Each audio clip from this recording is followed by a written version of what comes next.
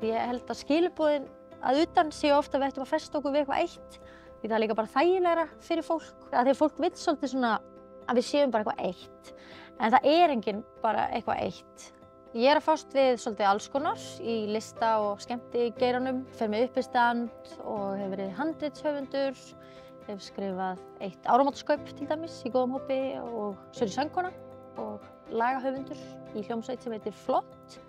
Mín formlega menntun sem hækkar mig í launaflokki hjá ríkinu er stúdentspróf frá MH og BA-gráða í heimspeki frá Háskóla Íslands. Óformleg menntun sem nýtist líka því sem ég er að gera er tónlistarnám, lærði á fiðlu í Tónskóla Sigursveins í 12 ár og gítar.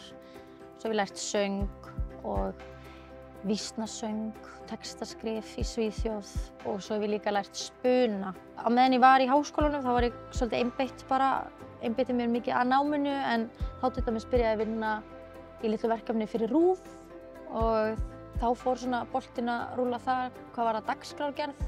Tónlistin hefur einhvern veginn alltaf verið svona aðeins til bak við eyrað þannig að þetta hefur kannski í mjög langa tíma verið einhvern veginn hluta lífið mínu á einhverju leyti en svo einhvern veginn skapaðist eitthvað rými til að einhvern veginn stíga alveg inn í það og heimspeki snýst ótrúlega mikið að greina texta og túlka og skilja.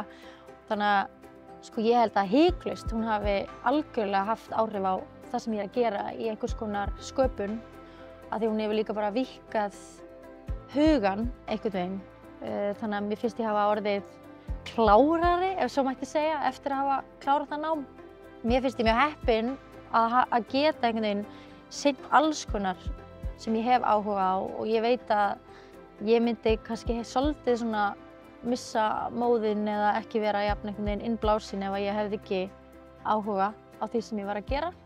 Ég held þetta sé eitthvað blanda því að þú hafi gaman að því sem þú ert að gera. Svo held ég gefi líka að þú ert góður í því sem þú ert að gera eða hefur einhverja hæfni eða kunnáttu og ert einhvern veginn að vaxa og þroskast og stækka. Einhvers staðar líka liggur áhugi minn ennþá á heimspeki þannig að ég er ennþá að skoða framhaldsnám og hvort ég ætli að einhvern veginn stíga þangað líka einn daginn af því ég get ekki ákveðið hvað ég ætla að verða þegar ég verð stór. Það er svo margt sem ég vil gera. Ég held að fólk ætti algjörlega að leyfa sér að gera alls konar og ég hef allavega sjálf verið svolítið hrædd við að velja mér eina stefnu og ég held við ættum að leyfa okkur að næra ólíkar hliðar í okkur og ekkert endilega festa okkur við eitthvað ákveðið og leyfa okkur að prófa alls konar.